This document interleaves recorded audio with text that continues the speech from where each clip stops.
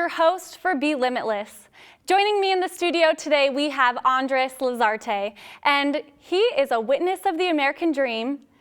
He is pursuing it himself, and he is using his gifts and talents to help those around him realize theirs as well. Please allow me to introduce to you Andres Lazarte. Hi, thanks for having me. Thank you for being on the show. Now tell you. me a little bit about who you are and how did you become this person? As far as I know, you have an outstanding role model who taught you to overcome challenges and to be fearless. And he came here as an immigrant from Bolivia with absolutely nothing. My dad was 20 years old when he came over to this country, and he married my mom a year after he got there. My mom comes from a very poor family in Indiana. They lived on the farm their whole lives. He didn't know any English, didn't know really what was going on. He started going to college, and then he had to drop out for a semester because he could not figure out the language. It was really hard for him. So he learned it by reading newspapers and actually watching TV, my mom helping him a lot because my mom also speaks Spanish. So he started learning English, got that done, started working at Denny's, worked his way through college and eventually through medical school, and now he owns his own company consulting with different hospitals. And now we're living here in Idaho, and we couldn't be happier. And you were telling me a story before about your Christmas. Can you tell that one again? Yeah. So when I was younger, we were so poor that we couldn't afford a Christmas tree. So my mom used to cut out every year a Christmas tree out of a piece of paper and tape it to the wall. And clearly we didn't have enough money for presents under it, but it was our Christmas tree. And so growing up, that's what I thought part of Christmas was having, the paper Christmas tree. So even today, my wife and I will cut out a paper Christmas tree and put it up just to remember those times that we grew up through. Kind of reminisce on the simpler I want everyone to times remember what that was like. Right, yeah. And knowing that you have come so far, and you really have. Can you tell me a little bit more about some struggles that your father had to overcome in terms of seeking his career? My dad, a lot of people doubted my dad and even continue to doubt my family just because my dad's not from this country and he wasn't speaking the language very well when he very first got here. And so when he would tell people in his broken English that he wanted to become an American doctor someday, a lot of people told him that it wasn't possible. And really, at the time, the only person that believed in my dad was my mom, who she, in her heart knew, she's like, oh, he's going to make it someday. But not a lot of people, even he had college professors who told him, if you work really hard, you might become a nurse, but there's no way you'd make it through medical school. So he took that with a grain of salt and worked harder than everyone else, and he made it. Do you know how he was able to muffle those sounds? It's so easy to give into the peer pressures and that negative self-talk of people telling that you can't do something. Well, I think it's all about family. A lot of it has to do with family. So I grew up while he was going through medical school, and so for him to have us who, I thought my dad could do anything in the world, and my mom was the most supportive person that I know. And for all of us to be believing in him, he had the ability to say, all that matters in life is results. Like if I can do better than everybody, if I can work harder than everyone else, then there's no more criticism because you have the result. And so my dad used to always tell us that he's not the smartest person in the room, but he's the hardest worker in the room. Right. And that makes up for any intelligence you might lack. And that's been your work ethic Big time. Throughout. I guarantee I'm not the smartest person in the room, but I try to work harder than everyone else to try to achieve what my dad did and maybe even more. Right, even more, exactly. More. And I love to hear that you have your eye on the prize, that you're going after anything. And tell me, have you had any experiences yourself? You said that you were born about a year after your parents got married. Your parents got married, and that was a year after they moved here. Right. Very poor, so you had to overcome those same kind of adversities. I grew up in a very poor neighborhood. I went to elementary school for a few years in a very, very poor neighborhood. A lot of Latinos and African Americans, and it was so poor, in fact, that a lot of kids were getting suspended, and it was in a bad area. And so I grew up in right outside of the projects in the area that I grew up in. And so growing up that way and now having a swimming pool in my parents' house is something that's incredible to me. To see like the difference between going from the slums and the ghettos to having a swimming pool in a big yard and going fishing with my dad on Saturdays is something that I'm always grateful for this country that gave me that opportunity to get out of that situation I was in to where I am today. And to move up through the system. Oh, yeah. Do you think it's as easy as it is now, today, to do it as it was when you had a father as a role model, an outstanding father as a role model.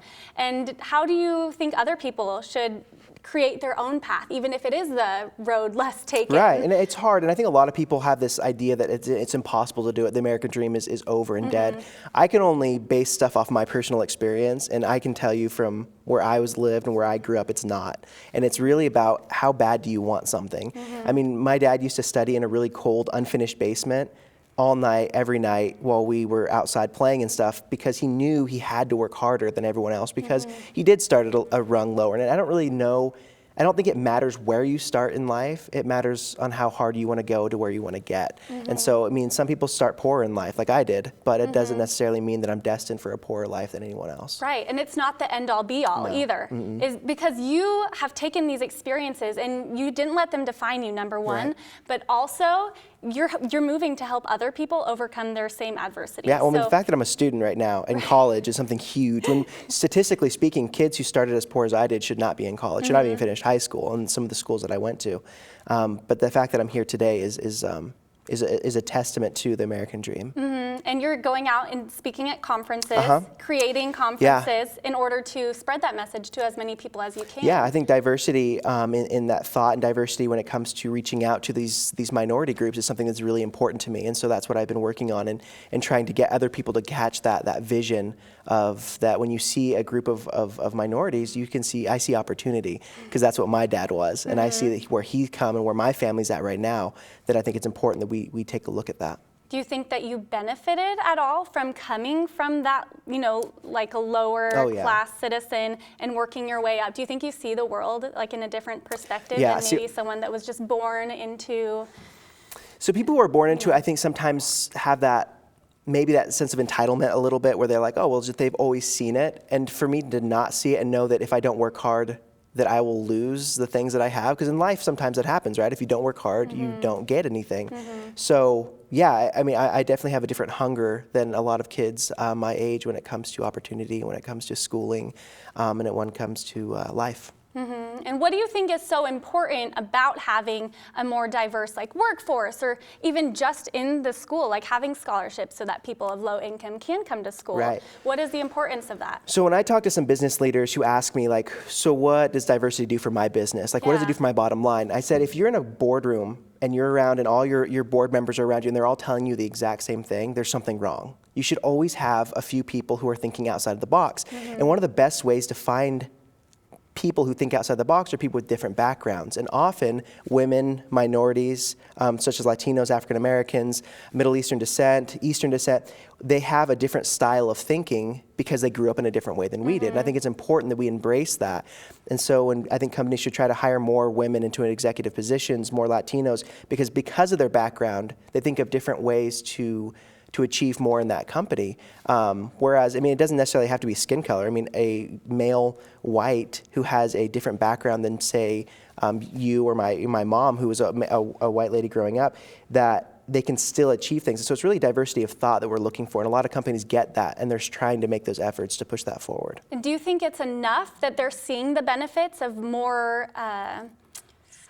thought development and more diverse thoughts by just the benefit of having different minorities and people in leadership positions, or do you think it should be required? Well, there's not a lot of minorities here in Idaho to begin with. So, yeah, I know. We're going to talk about that in a second. So I don't know if they have the opportunity to see that yet, but I am a person who I do not think that any company should be forced necessarily to promote somebody unless they have some type of merit. Now, I understand that in the past we've had issues in this country when it comes to discrimination, but as far as I think Idaho has such a unique opportunity that we can attract a lot of minorities from other places that want to come here and live in Idaho. I mean, I was living in Utah, and my parents took me on a tour of Idaho and said, what do you think? Would you like to come here and go to school here and work here? And I fell in love with Idaho. My family fell in love with it, and we said, okay, we're going to come, we're going to move, and we're going to make our lives here.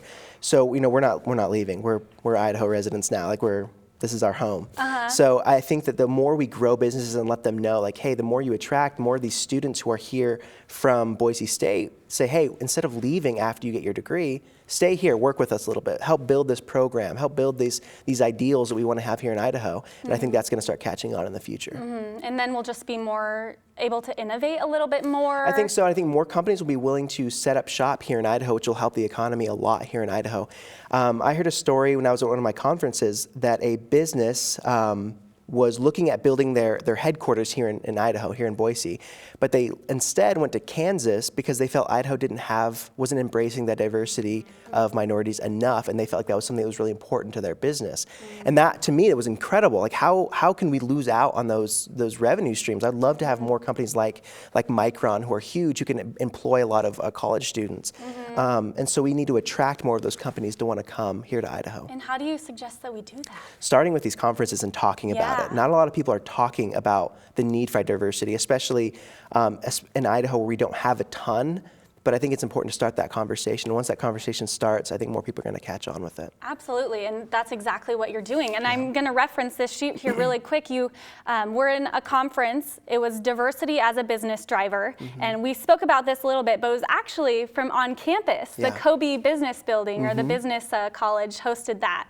And it says that 82% of Idahoans are white and only 12% are Hispanic. Less than 1% is African American. Right. And it's amplified. Those statistics are amplified when you look at the amount of business owners. It says that out of 150 firms in Idaho, just 2.6% are owned by Hispanics, and only 0.2% are under African American authority. So how do we increase those numbers? We'll talk about it. But is there anything else that we can do to attract more people to come to? Right. So with that conference, which I think was really great, after that conference, I started reaching out to groups on campus who are African American groups. And we actually have an engineering group of students who are African American, who are engineers. And I reached out to them and I told them, hey, why don't you come out and let's talk together and kind of see what we can do to attract you guys. Some of these guys are from Chicago, they're from New York, a couple of them are from, I think maybe they're out in Kansas. And I was like, what can we do to get you to stay and start your businesses and work in the companies here? And they're like, well, we don't know a lot of people around here. So I started connecting them with local business leaders, and they got super excited. They're like, hey, these guys are intelligent, they're awesome, they're really smart. If they're willing to stay here in Idaho, we'd love to have them. So I think starting to attract and let students know this is a place to not only get your degree, but stay here, build your businesses here. Because we have a really diverse campus. We have a lot of different people from different backgrounds here on campus, and I think those are the people we need to reach out to let them know that Idaho's the place. Idaho's going to be the next big business boom. We've seen it in California. We've seen it in Provo and Utah with their billion-dollar companies that have started there. And I think Boise's going to be that next big tech hub. And we want all these people to come here and to increase that diversity here in Idaho. And I know that you mentioned before that diversity is not just skin color. Right. It's women, it's any kind of minority, Exactly. it's any kind of person, Right. really. So is there a way to kind of draw that, like, how do you gauge what diversity is? If you, like people of color, for example, like we all technically have a color. Right. So where does the underlying discrimination start and end? Does that make sense? Right, I know so- that that's a really broad question and one that's really hard to answer, but I would love to get your insight. So one of my next projects I would love to work on someday is the education system, starting from the grade school level up. So I grew up in a really bad neighborhood when it comes to the school systems. And I think that when we look at institutional racism or when it comes to discrimination, a lot of times it comes in high schools. When you look at the way people structure high schools, if you live in a bad area, you go to a bad high school. Okay. If you go to a bad high school that doesn't have a good graduation rate, you might not graduate or you might not get into a good college. So people who are born in those systems never get out. And I think Boise State and I think the state of Idaho has an opportunity to reach out to those kids and say, hey, there's other options for you. There's other programs we can do. A good friend of mine, who actually started a company here in Idaho and made a lot of money off of it. He actually sold it. He does, every now and then he goes and lectures to rural high schools with high minority rates and lets them know, like, hey, look where I'm at. Like, I was a minority, I'm here in this country now, and look what I'm doing now. So what can we do to help you guys start increasing that? So I think the education system is so huge, because if you're educated, there's really not a lot you can't do in this life. And that's something that I learned from my dad, that he always tells that the education is a great equalizer. So educating these minorities, getting more business leaders who are women, who are minorities, who are educated, I think is going to be a huge step forward. So just being it's kind of the common theme throughout our discussion is you have to have a voice. I'm reading a book, and I've quoted this book before, but it's by Paul Keevil, I think is his last name. But anyways, what he talks about is people are really afraid to actually step out and do something. Like they see that there's a need to be evolved, but they are afraid of accidentally offending someone or saying the wrong thing. How do you overcome that and just taking charge of what needs to be done and seeing that you do have a purpose? So for me, I saw that there was a need, especially here in Idaho, to have that conversation of diversity. And I just didn't worry so much about what people were going to say or people were going to think. So I literally, how I did my conference, where I brought a bunch of the business leaders and people together at the Trailhead, which is downtown. I picked up the phone and I just started calling random groups, Latino groups, women groups, whatever they were. I said, hey, my name is Andres. Diversity needs to be an issue here in Idaho. Would you like to come down and participate in a conference and talk about it? And I never got a no. They are all very excited about it. They all started reaching out to businesses they knew and started saying, hey, there's this guy who wants to talk about diversity. I think it's a good deal. And so the night of the event, it was rainy, and we had about 30 people there, different business leaders, school executives, and different people to come, and they all got super excited about it, and we had a really good conversation, and we're looking at doing more like that. So more community activities to let people know that there is a conversation beginning, and we want everyone else to join that conversation. A way to get involved. And I think that's one of the common misconceptions about being involved too, is that you have to start something, but you don't. You just have to be a member of something. You have to involve yourself in something. And it's scary, but it's really not that scary if you really think about it. It's really, you just got to put yourself forward a little bit and it'll all work out. It'll all, hopefully, fingers crossed. Well, that's the plan, at least. As long as I'm here, it'll work out. As long as you're in charge.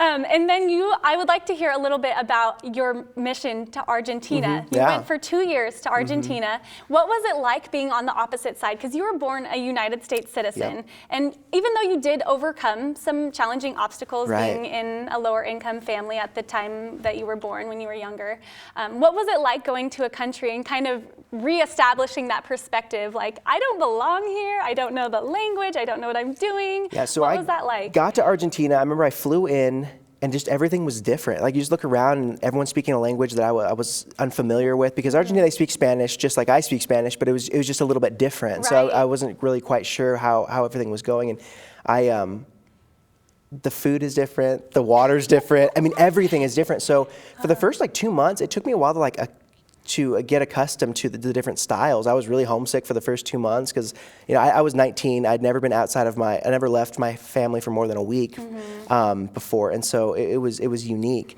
But I just started to become one of them. I started doing the things they do, loving the things they love. I got really into soccer. I got really into everything that they do. And once you start becoming a part of their community, I start feeling like I was an Argentine and doing what I was doing and serving. I helped people build their homes. I helped people restore their homes and do any type of service they might have needed. And in so serving, I started to love them, and actually it was harder for me to leave my mission than it was to go on my mission, because I miss them so. To this day I miss them so bad. Do you think you'll go back and visit? Oh, I have to. Absolutely. I have to. You have to go see if those houses that you helped rebuild if it didn't fall down. Yeah, if it didn't fall down, because they might want to. Actually, you maybe shouldn't go there. They might want to remake them. Maybe you'll have to remake them, exactly. But okay, so now that you've kind of you came back and you decided to go to school. Right. How did that change your perspective on what you wanted to do after seeing, how hard it could be living in a different?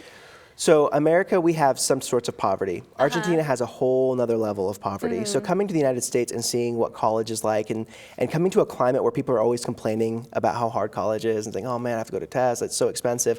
I don't think we understand how good we have it here. And so when I got back, I was just ready to go. I was ready to take advantage of everything that the United States has. So getting into college, it gave me a different motivator, because when I go to sleep at night sometimes, or when life gets hard, or I have a hard test I need to study for, I have to pay tuition.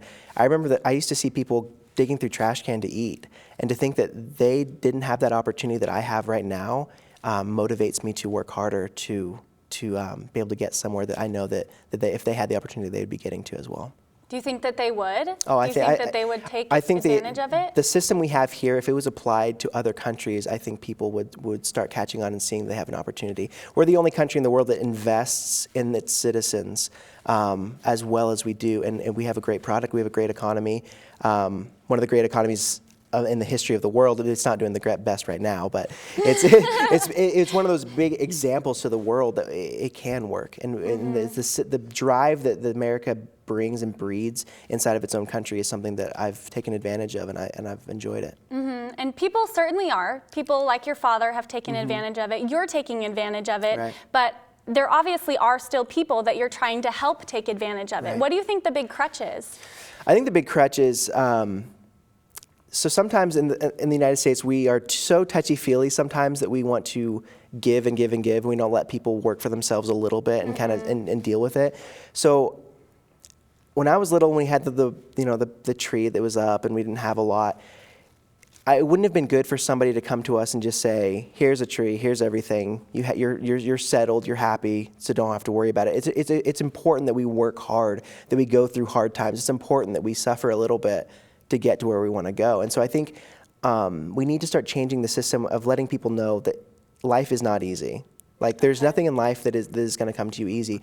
But if you want it, it's all going to be here. I mean, and this country was based on the fact that for the pursuit of happiness. We weren't actually guaranteed happiness, but we were guaranteed the pursuit of that happiness, which is something that is unique to our country, that everyone has that same opportunity to pursue it. And I think that once we start getting that ideal back and those principles back, that we'll start to help these people lift out of poverty and have that little bit more of a desire. So do you hope to be a support system for the people that are living in poverty, not necessarily hoping that they receive any kind of extra benefits? You just want to be there to be like, I did it, you can do it. Right, I mean, here's the resources that are available for you. Yeah, there's no problem with helping someone get on their feet, but you can't take care of them the rest of their lives. They need to start taking care of themselves, and that's what my family did. We were beneficiaries of a public school system. There was times where we were on food stamps, which was great because it helped us get on our feet when we didn't have anything. But we eventually cut those ties and moved on for ourselves, and now we have the money to take care of ourselves, which is the best feeling in the world, to be self-sufficient. And I think that's something else that we need to focus on. Make that one of the virtues, if you will. Yeah, it was one of the founding principles of this country that we need to return to.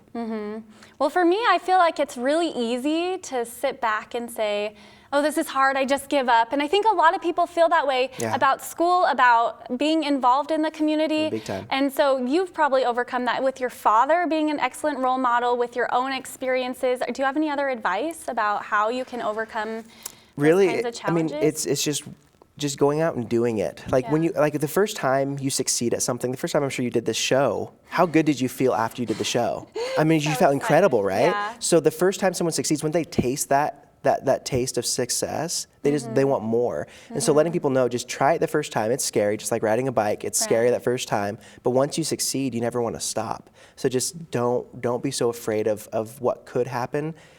Badly, but look at what could happen if it works out. If it works out. I think I saw a quote somewhere sometime, and it was, imagine what you could do if what would you do if you couldn't fail? Right. And that's kind of what I hear you saying, is if you couldn't fail, like if you could achieve your full potential, like what would you do? And just go out and do it. And I failed 1,000 times in my life. And I know my dad's failed 1,000 times in his life, but those one or two things that we achieved at, we did really well at, it's benefited our lives. And so I would always fail 1,000 times if I could win one time. And if that was the formula that I was given for the rest of my life, is failing 1,000, winning one, I would take it every single time, because it always benefits. It always works out. And I mean, you might have to fail a little bit more if you plan on going to law school. Yeah, that's it. I'm expecting a lot more hardships. A lot more failure. So what do you see yourself doing in the future? I mentioned law school. You're deciding maybe becoming some kind of a political figure. Right. What do you think? What is the toss-up right now? So law school, I think it's important that I get to understand the law a little bit better, to master the law. I almost ran for public office this last go around, but decided to hold off for a little while.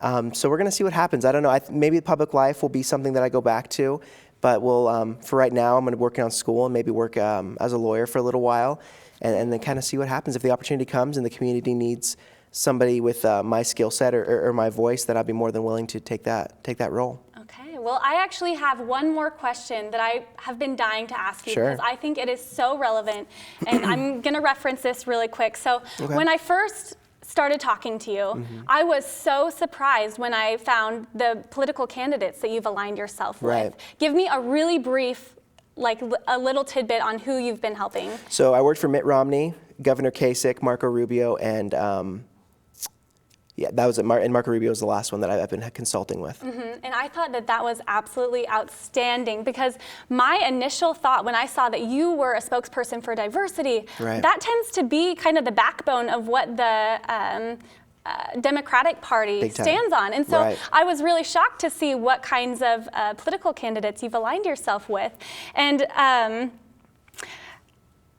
okay, I'm going to quote this really quickly, is although the Republican Party was a party of Abraham Lincoln, it's kind of done a flip-flop, and now it's the liberal party. It usually has the backbone of adversity and standing up for minorities, but you have kind of taken it upon yourself to stay true to your convictions on what party that you feel like you align yourself with, but you also have some crossover.